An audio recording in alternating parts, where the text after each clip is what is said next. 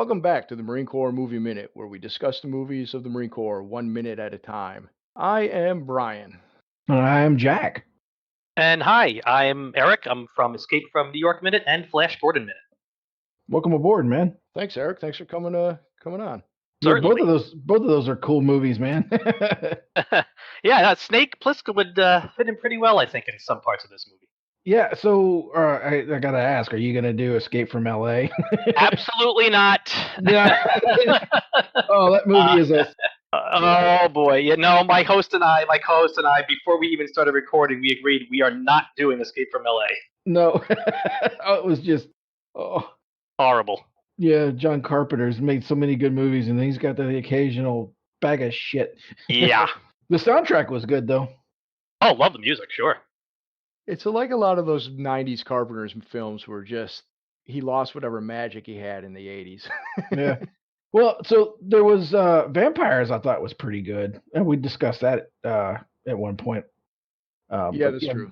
Yeah, that movie's got a good opening sequence too. I love the song and the way they're just pulling the vampires out one at a time with the stakes. Yeah, it's pretty dope. Yep. But then you got like was it Mars, whatever that Mars movie was, and just there was a couple of them that just weren't as strong. Ghost of Mars or something like that. Yeah.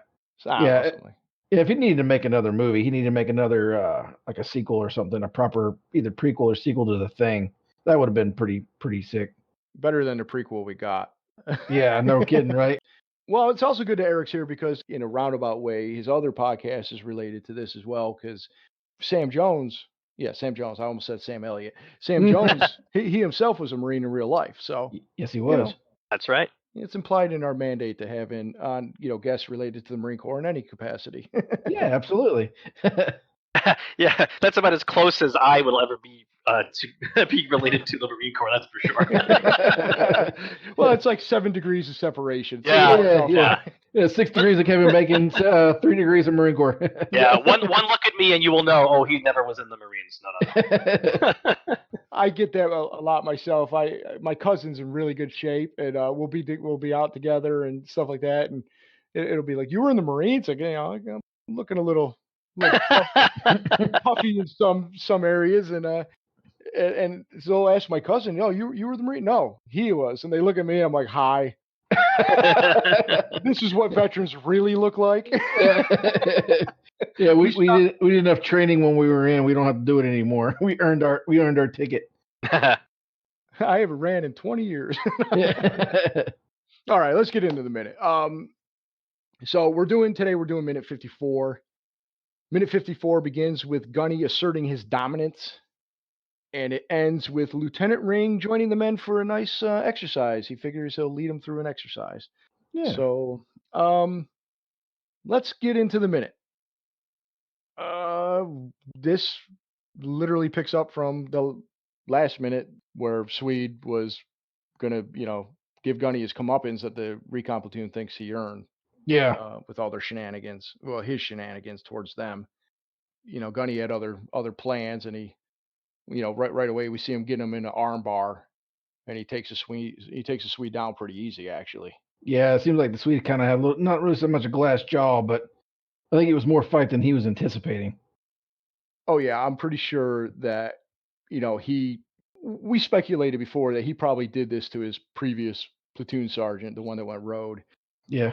And I'm pretty sure that he probably just dominated that guy. And he's probably used to dominating any guy. Yeah.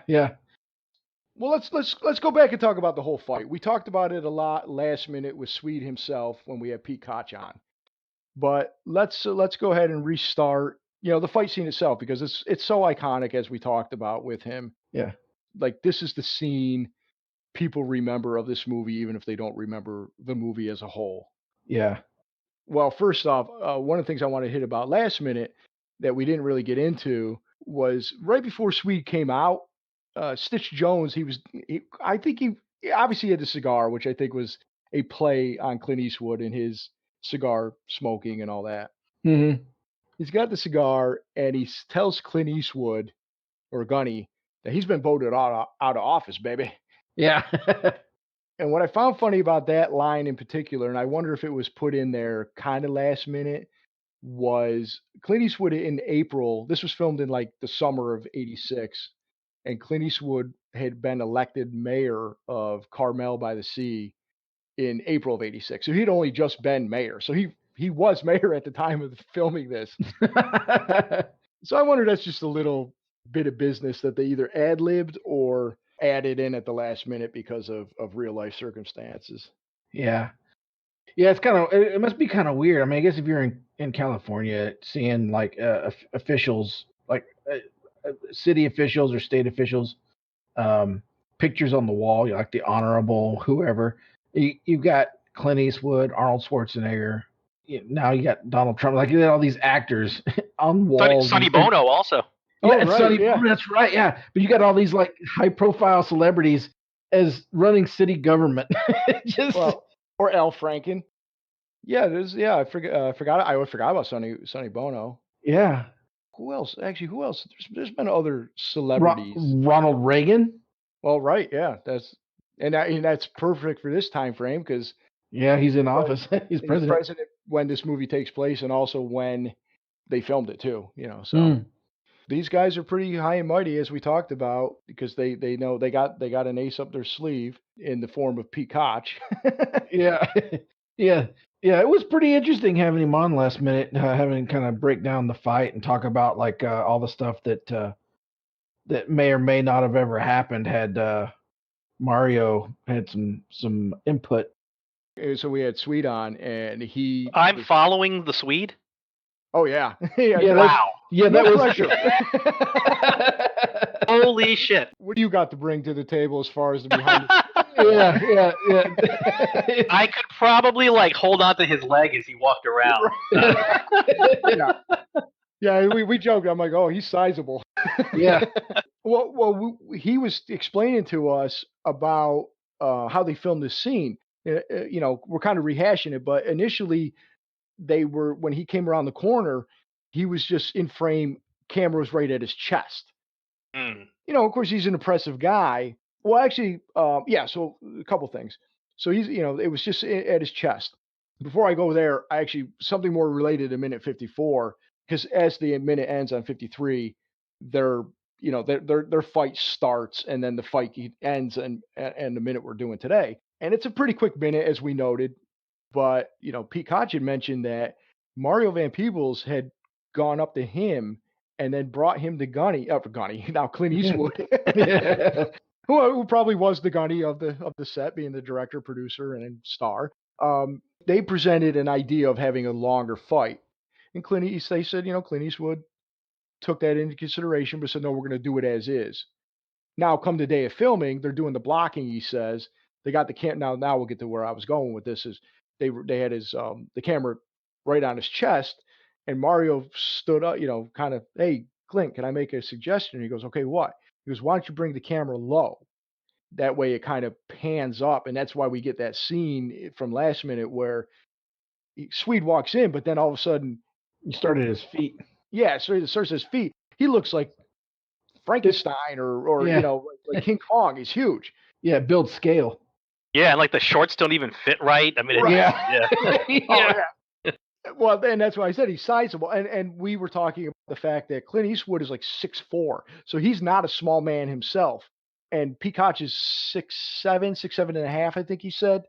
So I mean that's a difference for sure. But given that these are both big guys, they made him look so much bigger than Gunny through the way they decided to do the film it, and it just makes him that much bigger than everybody else.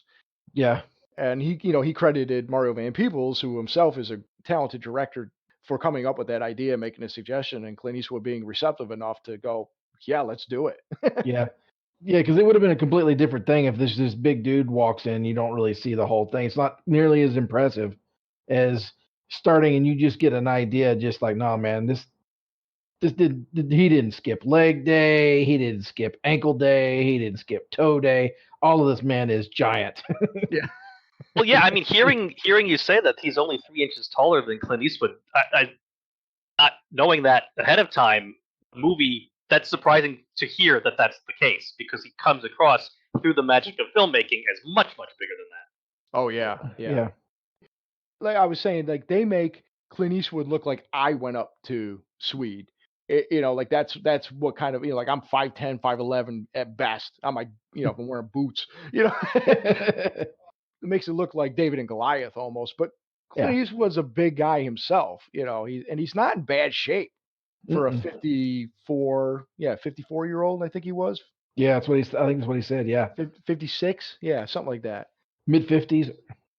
So that was a good way they did that. And of course, now we get into our minute where they're fighting and they lock up, and it's Gunny gets him in an armbar takedown practically. It's like UFC before UFC. Yeah.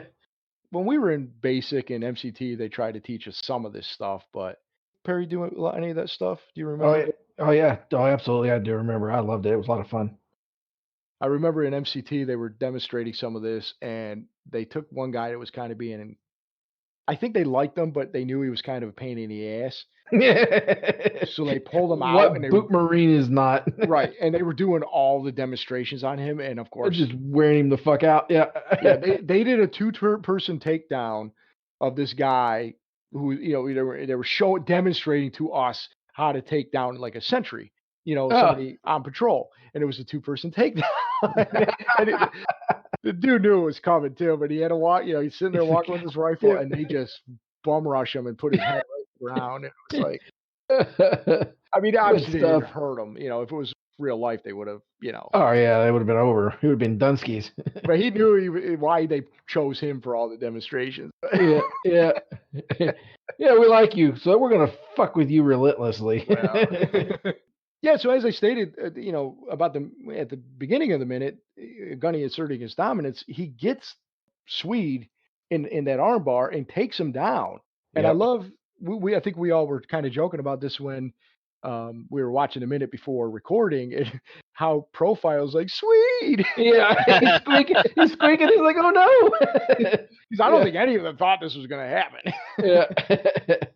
Is that the guy? I'm sure you've talked about him already, but is that the guy that's in like every movie? The guy that squeals Swede. He was in.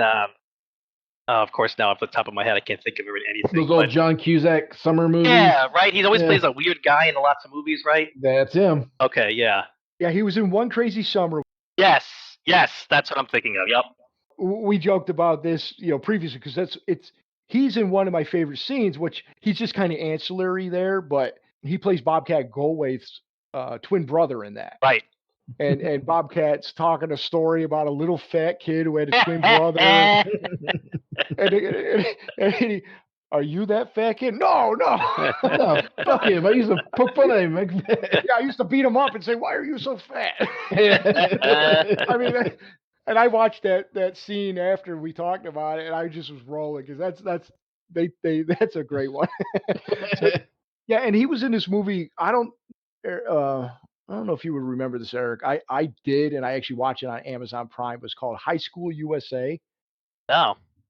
It was starring Michael J. Fox. And yeah, I remember you telling me about this. Oh, and as I watch it, I remember every single bit of this movie. I think it was it was a TV movie, but I think it was a pilot for a series that never happened, and then it ended up on HBO. So I watch it all the time. Tom Villard plays Tom Villard he plays Profile in that. He plays the weird guy in that movie, or that TV show. But it was like Michael J. Fox was a star. What's her name? Nancy McKinnon, Joe from Life. Yep. Anthony Edwards is like the douchey jock preppy guy that's trying to steal the girl and all that. And it had Todd Bridges is in it. Todd Bridges' stepsister from Different Strokes is in it. Who else is in it? Oh, Marty McFly's dad is in it. Oh yeah, the shit was his name? Crispin Glover. Yeah. Yes. This is all before Back to the Future and all that too. So they're all in this high school, and all the teachers or parents are former teen stars, television stars of the day. So like Tony Dodd is the principal. Eddie Haskell is like one of the dads. The janitor is one of the Nelson boys. Not Ricky Nelson, is the other one. Oh yeah. So yeah, it was I love this movie, and I had to watch it when I was doing my research. I totally forgot that Profile was in this, and as we kind of stated, he plays a Profile character in that movie. He was a profile character in every movie. Yeah, basically. Typecast as a motherfucker. Doing research for this, I found out he lives one town over from where I grew up, or he grew up the same area I did, basically. That doesn't say a lot about me, No. per se. No. I mean, I do like Cocoa Puffs. If you notice, Profile had his Cocoa Puffs that he was eating during the scene. Yeah, and his Cocoa Puffs T-shirt. Yeah, previously. Yeah, he brand loyal. So we talked about and I'll say what Pete mentioned last minute about this fight when we like the scene pick up your head, higher. He said, if they did pick up your head and he punched him, that would have been it. It would have been fine. It would have been a good scene. But the fact that he's like higher, Yeah, it's like that's where he's like asserting his dominance to the rest of the platoon, not just Swede, Yep. But it's just another cool line and cool bit of business with Clint Eastwood that Clint Eastwood does. And the way they film it as far as the sound, the Foley work when he hits him. Yeah. And then that's when Profile's like, sweet. He says, ah. And I noticed Forgetti is grabbing his chin afterwards, like he's holding his jaw, like, oh man, that must have hurt. Yeah. Oh. Yeah. Well, that's the thing is, like you said a few minutes ago, he takes him down so easily. It's like the Swede was probably just way too overconfident. But then when he gets him down, he knocks him down with one punch. I mean, Swede he's fucking enormous. Yeah. And, all right, Clint's in good shape, but he's in his mid-50s. And it's one punch, and he just drops. And something's just, either Clint's got a fist of steel or the Swede is just, he doesn't have the internal fortitude that matches his muscles. Yeah. Well, it's always like the big guy that never has to fight because he's so big, Like I went to high school with a guy like that. He was very muscular and he never got in a fight because everybody was afraid of him. But he never got in a fight, so they never know if he could actually fight or not. Yeah. I was gonna mention I didn't know if it was almost like a respect thing at that point because showing him your throat like a dog. I think we're actually supposed to think that Gunny does have fists of steel. I mean, he's a hard as nails. He's got that old man strength that I wish I had. So I think that's what they're going for.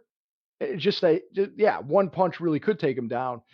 But after Swede gets back up, they're just standing there, close quarters. Nobody else is around. If he wanted to murder Gunny, he probably could. But I think at that point it's like a respect thing because you notice he immediately said, "Sir, I'll wait outside for the MPs." Yeah, and which I noted right away that Gunny is a Gunny. He works for a living. He's not a sir, but still, Swede gave him that respect to call him sir. Yeah, and it probably did hurt him because you see him hold his. I mean, unless he hit him just in the right spot, he dazes him. That chin right there, man. That's the button. You hit that button just right. That's how boxers and stuff end up getting knocked out. Well, that also could. Sorry, go ahead, Perry. Oh no, that was it. It's just that so it's probably why he wanted to raise him up. He wanted to end this fight. You can drag that shit up.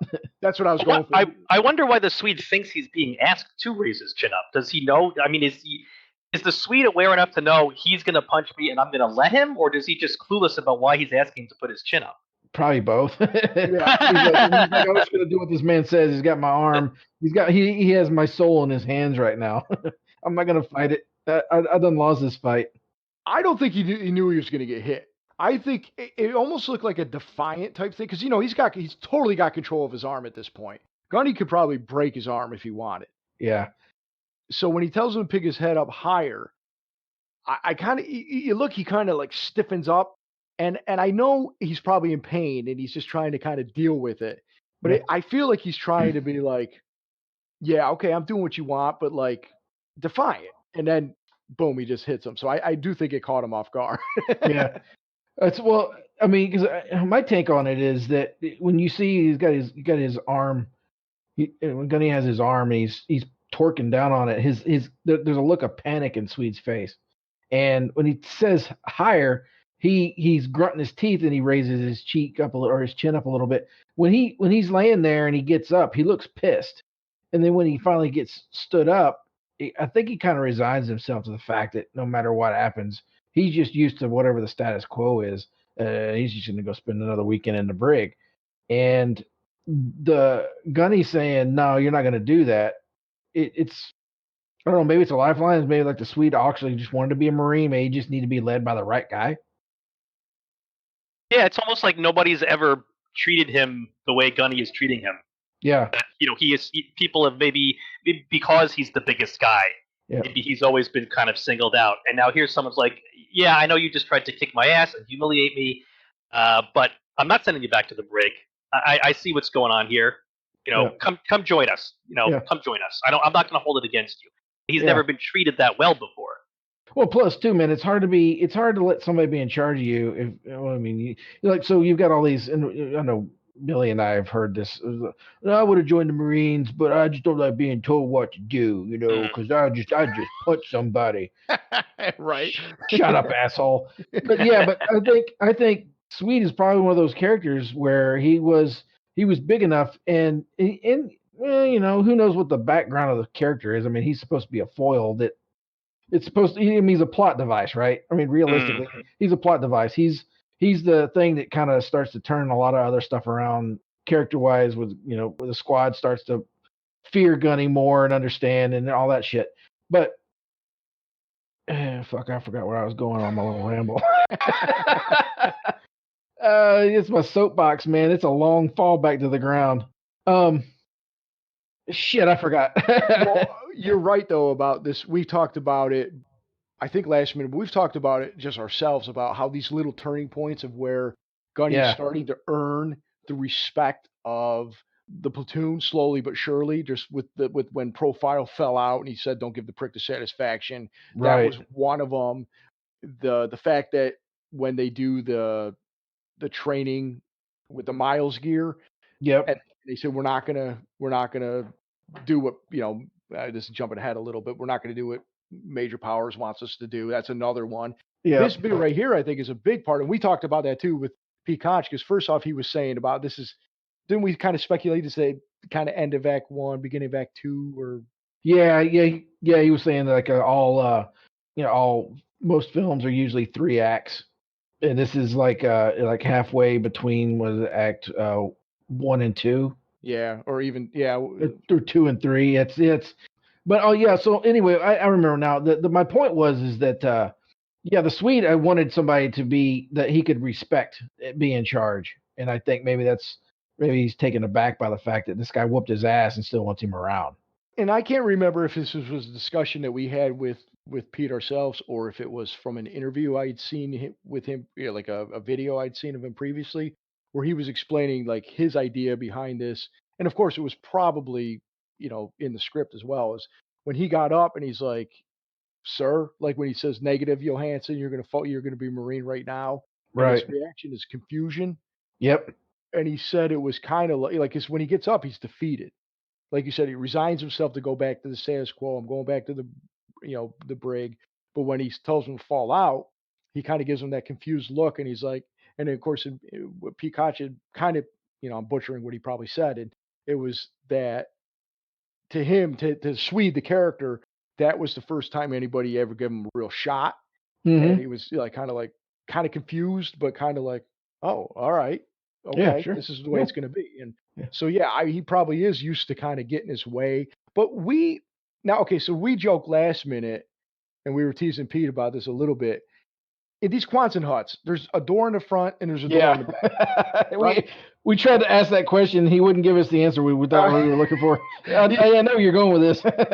He gave us the movie answer as far as like, we may have fudged a few things, which we knew anyways, because if you watch the movie, orientation changes left and right from what door they come in and out of where they end up on the exterior of the Quonset huts. You know, it doesn't make any sense. So it's basically the hallway of Scooby Doo where they run in and out of the the doors. It's constantly doing that. Now this is going back to last minute a little bit, but this kind of gets to where Swede's mentality, I think. If you look, there's the door in the front, there's a door in the back, but Swede doesn't come in the door when Mario Van Peebles calls him in, when Stitch calls him in. Oh, Swede, he comes from around the corner. Yeah. Behind one of the what do you call them? The secretaries? The secretaries, exactly. The desks there. Yeah, the wall locker. Yeah, right. There's no door there. So so of course, Peacock gave us the answer of, yeah, we probably fudged some stuff there. And of course, it happens. It's a movie. But we were talking more in terms of character-wise. So we just imagined the whole time that Stitch Jones was talking shit to Gunny last minute, Swede's back there hiding like, oh, this is going to be great. Yeah. so we were joking about, the recon platoons. All right, Swede, you get back here. You wait. We're going to talk some shit. And then this is going to be awesome when you come out. But now, that being said, now, as far as, you could see that probably somebody like Stitch Jones, who clearly seems to be the de facto leader of this ragtag bunch of, misfits, probably kind of put him up to this. He was probably ambushed by Stitch Jones. Well, not only that, but like the crew as a whole, they're just like, they're almost using him as a tool, and Gunny's like, no, I'm going to use. Yes, you're going to be used as a tool, but you're going to be a Marine. Right. And you're going to be one of us, and you're going to fall out right now. And again, the fact that he didn't send him to the brig, and the fact that all that stuff, I think this is all stuff that starts to turn the tide of why these guys respect Gunny in the long run. Yeah. But either way, it's a cool scene. Yeah, it's a great scene. Plus, too, the fact that Gunny sends him back shows that he's not afraid of him. So if Gunny's thinking that that there's going to be another attempted mutiny, he's not afraid of. He's like, I'm gonna send you out there with your best guy. Bring 2 of them next time. Yeah. Well, again, even the fact that he doesn't flinch, he doesn't react when Swede gets up after the initial punch. Right. Where again, we they could have started fighting all over again with nobody around and to save either one of them. Yep. And it doesn't happen. And he never backs down. No. Gunny, that is, I want to say he kind of, when he tells him to fall out, he kind of gives him a little smirk. Yeah. Like I'm proud of you, son. Yeah. I appreciate the attempt. You stood by your guys, which, that's also pretty good too, because he's going to go now and be an advocate for Gunny. Right. Yeah, true. Yeah. You don't want him to hit you, man. I swear to God. He'll knock your soul out. Yeah, he gave him a total personality change. Yeah, I'm 6'3" now. I was 6'5" before I took that punch. I do like, though, when he tells everybody to get their ass out on the street. And right now. Yeah, and they all just... And then, as we joke, Stitch Jones is always, he talks shit when nobody's around. Now his back is on the ground, his backup is on the ground. He's like, I'll catch you later, Swede. Yeah. like when he was going to beat up Roy Jennings if he wasn't protecting Gunny, Yeah. I mean, that's really it for that whole interaction. You guys got anything else you want to kind of highlight or note about the fight at all, or the aftermath? Well, other than the fight, I just noticed that there's a lot of Marines in this room and a conspicuous lack of tattoos. It was the 80s. There might have been a no tattoo policy. Oh, yeah. I guess it's possible. Yeah, if you get a Lance Corporal in the Marine Corps now, he's got sleeves. You got a back tat. You got a mural. Well, I remember when I got a tattoo. I remember when you did too. You come running in. Look what I got. Well, the Master Guns had words with me. Well, back in my day, we couldn't have this because it was identifying mark. I said, okay. Yeah. What do you want me to do about it? It's too late now. Yeah. It's permanent. Identifying mark. But they did have that no tattoo policy for much of the 2000s, I think. Yeah, that was a dumb tattoo policy. You hear that? Well, actually, I think the new commandant is a little bit more reasonable. It was the whole reasoning for that whole thing was just it was stupid. We lost a lot of good Marines over that too. Well, right. That's the thing. I don't remember a lot about it, but there was a lot of people that didn't even get to go in. I think because of the Yep. policy. Oh, I know one of them in particular. He's in the Navy now. Oh, Yeah, I see who you mean. Yeah. Hi, Trav. Next time you'll listen to Dad. Yeah. Oh well. What about you, Eric? You got anything you want to highlight about this particular fight scene, either from last minute or this minute? Yeah, I guess I like that how before the fight even started back in '53, I wanted to call out how they're all surrounding Clint and Arrowband people just being a complete asshole to him, and he still calls him Mr. Jones. Yeah. And he's telling him, get your ass outside right now. And it's just, it really, I think, spoke to just the old school character that Clint's portraying in this movie. Of even as he's about to kick their ass or they're kick his ass, and it's just major conflict, he still refers to him as Mr. Jones. And there's no way he should be calling him Mr. Jones. He should be calling him asshole. Yeah. Well, I almost look at it as like the same way, like, my mom would yell my middle name, my full complete name if I was in trouble. Yeah. You get the three names, you're in trouble. So it kind of is this, I look at it a little bit like that, like, I'm being formal because I am going to kick your ass in about 3 seconds. Well, plus too, I mean, you got to think too. Gunny's an old school Marine, right? He's a corporal. He's talking to another NCO. He doesn't use his rank. He says Mr. Jones. Mm. So that's a good point, yeah. So he doesn't. So he completely ignores the fact that Stitch, is a non-commissioned officer, and it's not easy to do. It's a hard job. It's kind of a hard gig to get into. I'm kind of surprised that Stitch Jones was actually able to make in an infantry unit make it to corporal. Corporal, yeah, I know, right? Well, especially the way these guys are, the ragtag bunch of misfits, and yet they still, some of them have a little bit of rank. I think Collins is a corporal as well. He must have transferred over from supply, right?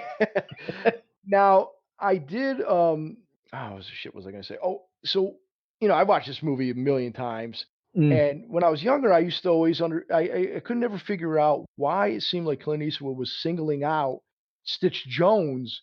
Like when he says Mr. Jones, it's like he's not talking to the rest of the Marines when they're being defiant, because they're all telling you, like, oh, he knows Stitch is putting him up to it. That's exactly it. Forgetty calls him Grungy Highway, and the other one, it was Collins who said this is all all this play war is bullshit. And so they're all being defiant, but he singles out Stitch Jones, and I was always like, why is he picking on him? I understand they have a history, but why is he picking on him in particular? And of course now it's so obvious he's basically the ringleader. Yeah. He probably set this whole thing up knowing that Swede was getting out of the brig. And then I also kind of look at it too, knowing that he's a corporal, and even though Collins is a corporal too, he's clearly like the senior corporal, We never see anybody who's like a sergeant in this platoon, at least that we know of. There's a lot of fingers on triggers too. I'm sorry. Yeah, well, right. We'll talk. We've talked about that actually. Yeah. No trigger discipline. None. Anyway. Yeah. So, but I do like, Eric. That's a good point. I do like. I mean, that's another reason why I like Clint Eastwood, but also like Gunny Highway. Like I like this character a lot. He's not phased by. He's surrounded by these knuckleheads. They could all beat him up if they wanted together. Yeah. I mean, they're all pretty in decent shape, and as we've talked about, I don't know if Eric, if you're aware, in all those Marines that are behind him that aren't like the actors that we know, they're all real Marines that were in this unit that were they were cast as extras, but they were there for just to fill the ranks, but they were also there to help the actors be more like recon Marines. But as Perry pointed out, now that we'll transition into when they're going into combat town for a training exercise, whoever coached these actors did not teach them to keep their finger off the trigger until they intend to fire. Yeah. They all walk in with. What the fuck is wrong with you? You're gonna kill everybody. You trip, you're gonna shoot everybody. Now we have an in-universe, in-movie explanation for that. Is again, these guys are shitbirds. They haven't fully been trained by Gunny yet to get them up to speed. But yeah, and that's like when I was going back doing some research for this. Everything I found had anything to do with a weapon always started with the 4 main rules of treat every weapon as if it were loaded. Keep your finger off the trigger until you intend to shoot. Keep your weapon on safe till you intend to fire, and don't point at anything you don't intend to shoot. I kind of butchered it, but it's it's the same. It's those basic rules over and over and over again. I kept finding that over and over again. Oh yeah, you get to where you could recite it in your sleep. Exactly. These guys did not get the message. No.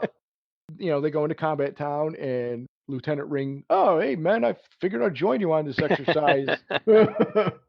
Clearly clueless, clearly just as kind of goofy as the rest of them. I don't know where Gunny Highway was, but we'll find out next minute where he is. Now, real quick, Perry, you were talking, before we recorded about right at the end of the minute, second 58. Mm-hmm. Yeah, so this is actually the combat town that I trained at. That's right up. There's a fire break. Well, it was a fire break when I trained there. It's about, I don't know, 50 or 60 feet across, but you can see a glimpse of it. But it goes up. Well, I think what used to be called Mount Motherfucker, and it is a giant mountain. It's not like a mountain. It's not like Pikes Peak, but for Southern California. It's deceptive. It looks like, oh, that's a cute little road that goes up to the top of this thing. No, man, it's a 50 or 60 foot wide fire break. And a lot of stories. I actually got a picture from my training platoon at Marine Combat Training where you actually see the fire break, and I know where positioned, like where this place is at. In that picture, you can't see it, but you know where it's at because you go up like 1, 2, 3, like 3 or 4 hills. But at the top of one of the hills, you see a little white box. That box was a covered set of bleachers for training that held about 4 platoons worth of Marines. So at least 100, maybe 120 trainees for Marine Combat Training. But you see it in this picture as like a little white dot. Yeah, that's how big that fire break is. So that's the place, man. And I wasn't sure, but I'm positive that was the one that we trained at. It's I can't remember the name of the camp. It's right close to Edson Range, but not Edson Range proper. That was where we went for boot camp. This was after that. MCT? Yeah, at MCT, yeah, but it was over towards the same area where Edson Range was. Edson Range is where at boot camp where you go for range like phase 2. Yeah. But this is further. Shit, man, I don't remember if it's further north or south of Edson. Not far from one of the main gates. Okay. Is this where you went bang bang? Yeah, bang bang bang bang bang. Yeah, that's what they warned us too. Don't fuck with the buffalo during land nav. Yeah, that was all good stuff. Yeah, lots of fun, man. Lots of hiking in the Southern California area. Seems like a nice stroll you could do out there. Oh, you'll walk for 45 minutes just to go down into a valley, back up to the other hill. Well, you notice when sorry, I was watching while you're talking about it, and you see old Swede there. He's there with the platoon, ready to do the exercise in full regalia. I think he's got the M60. Yeah, like when they actually used them. Yeah. Well, yeah, because it's the 240 Golf. Yeah, yep. Or saw. Yeah, what do they call them, a saw now too, or is it the 249 Golf? Yeah, 240 Golf, and then the I always say 9. Yeah, the squad automatic weapon, the saw, Yeah. which is 5.56. I believe the 240 golf is 7.62. Oh, okay. Yeah, that I shit's think fun the to fire. only I'm sorry. Go No, ahead. go ahead.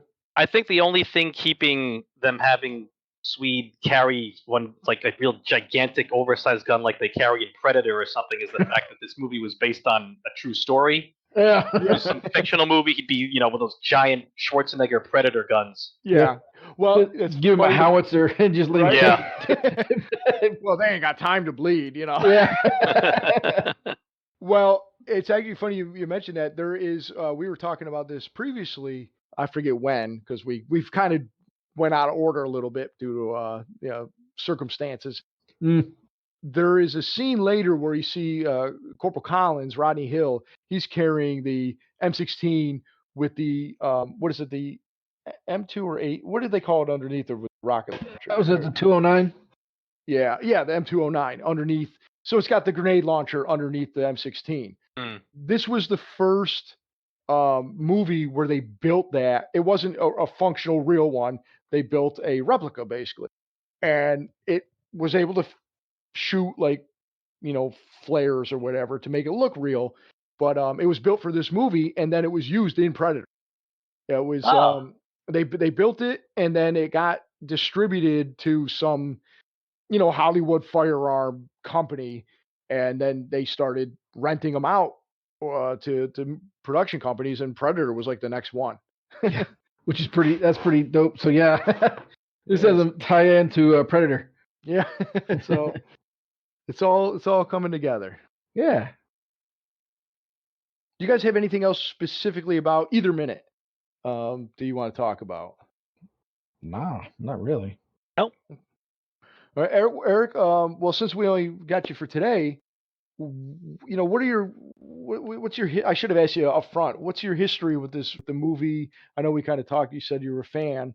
So, is there anything overall you want to talk about the movie? I mean, it's wide open. You can go forward, backward. We flub the format all the time. So. This is one of those movies that when I was a kid, I was one of those kids that grew up in the 80s, and my parents had HBO, and they did not supervise my HBO watching in the least. And this was one of those movies that was on HBO all the time, and so if I had nothing to do, I'd be like, oh, Heartbreak Ridge is on again. Okay, I guess I'll watch it again. Right. So I just, I watched it a lot, and I specifically remember the fight with Swede and Clint kicking his ass and Swede chant. That's why I asked about this minute, and that's the scene I remember the best. I haven't seen the movie at this point in a really long time, but I watched it enough as a kid that definitely it imprinted on me. So I know they end up going to Grenada. I know the movie probably lasts longer than the actual Grenada invasion did. Yep. Yeah, it's the one thing we told Mr. Koch when he was on is that this is the one scene that most people have seen. If they've ever seen the movie, they may not know anything about it. They may not know who was in it. They may not know what it was about, but they remember this scene almost like perfectly for whatever reason. Just everybody remembers this one scene. Yeah, and he was talking too about how like people still come up to him and recognize him because of this movie because it's always in rotation. It has never left he goes, it'll end up on Netflix. It goes back to HBO. So it's it's on HBO a lot still, and then it's on TBS every Memorial Day, 4th of July, stuff like that. So it's always on, all over in some form. And I own it on DVD. I watch it on DVD. I've obviously been watching it for this, but if I'm flipping through and it's on, well, guess what I'm doing for the rest of the movie. Yep. And it's real bad when my cousin texts me going, "Hey, guess what? Heartbreak Ridge is on. Outlaw Josie Wales on. Something like that." Well, I guess I got to clear my calendar. Cancel all my meetings today. So, and it's we look at some of the uniforms. They're obviously like Perry and I when we were in. These are uniforms we wore, so it's not that dated to us. But if you compare it to what they wear nowadays, it's dated. But the movie in general holds up. I think it holds up quite well. It's a kick-ass movie. It's it's got, obviously it's a war movie, but it's really more about him training the Marines more than the actual war at the end. That's just kind of like he kept them alive. right. That's Yeah, the big, that's like the payoff of the person coming in, whipping the ragtag bunch of people into shape. Like Bad News Bears or something. Even right. Yeah, Yeah, the they, payoff what is Billy them calls getting. them. Yeah, and if it wasn't a war that they win at the end, it would have been a football game or a baseball game or something. right. Which in a way we actually get that later in the movie. We get the football game with the jocks, with the rich kids later when they do the mud pit. Yeah. So it's got all the tropes of those type of movies, but at the same time, it's like a raunchy bet. Well, I guess Bad News Bears was actually kind of raunchy when it came out. Yeah. It's a more serious Stripes. Yeah, basically. Yeah. Yeah. And Perry makes that comparison all the time that this is the closest to the Stripes that you will get with the Marine Corps. Yeah. The Marine Corps doesn't really lend itself too well to parody or satire. It's just the nature of the Marines. This is as close as you'll ever see to a Stripes-like movie. Well, unless you factor in, you take out Major Payne. Well, yeah, but that's more of it's just a kid movie with not real Marines. It's a real Marine. Well, a Marine character. Well, that movie's amazing too. So. Yeah, that movie's funny. I got to watch that one again. I hadn't seen it in years. I know it's on the docket, so I'm kind of trying to hold off. Yeah, that's one that might make the cut. So, yep. Well, I don't really have anything else. If Eric, there's anything else you want to highlight, feel free about the movie. But if you want to just tell people where they can find you and plug anything you want, plug away. Any last minute thoughts? I know I just asked you that, but I'm asking you again. As I said at the beginning, I'm the co-host of both Escape from New York Minute and Flash Gordon Minute. Those are both on all the podcatchers wherever they are. They're both complete, so it's easily bingeable, start to finish. A couple of bonus episodes in there too, just like you guys. We got a few people that were associated with the movie on as guests also. Oh, right on. And you go to Growler Media, GROWLER, growlermedia.com. That's where they both live. But like I said, they're on all the podcatchers. Oh, very cool, man. Yeah, we thank you for coming on. Glad we could make it happen. So I didn't spring this recording on you at the last second. It's Friday, so I guess I always tell people to go to moviesbyminutes.com and take a look at all the other podcasts where you can find Flash Gordon Minute and Escape from New York Minute on there as well. We have the Marine Corps Movie Minute Quarter Deck on Facebook if anybody wants to join that. Of course, we're on Twitter, Instagram, YouTube. We're everywhere. You can find us. If you've been listening to this long, you probably know where we are. I don't know if anybody's jumping in on minute 54. You never know. Yeah, but other than that, hey, Eric, I really appreciate you coming on. Yeah, thanks for having me. Yeah, it's absolutely. our pleasure. I guess we'll just ask everybody to come back on Monday for minute 55. Perry, I want you to fall out, get your ass out on this. Fuck, I always yes, you do. No, but go ahead. Come on. I'm gonna start being a Marine right now. Right. Well, thank you. There you go. You did it. Yes, Billy. I was gonna tell you to pick your head up higher. Sir.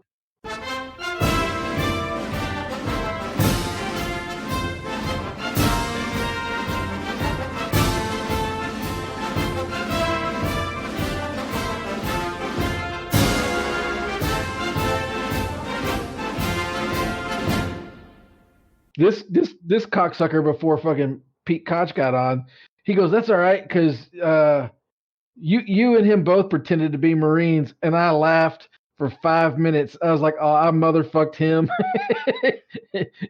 Yeah, when he tries, but when he's just being a dick, it's funny. Yeah. This is before. Yeah, we're waiting for Pete to show up, so we're just kind of talking, and I just happened to mention to Perry that.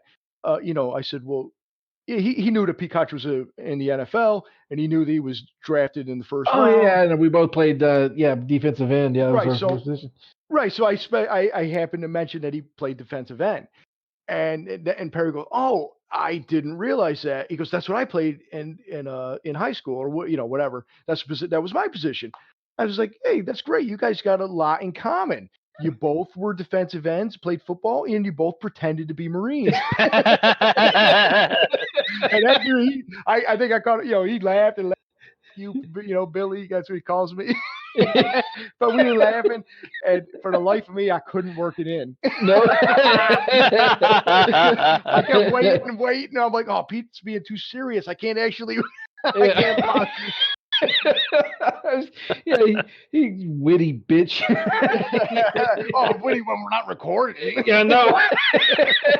Yeah, it's the curse. Yeah, you just have to learn to live with it. Oh well.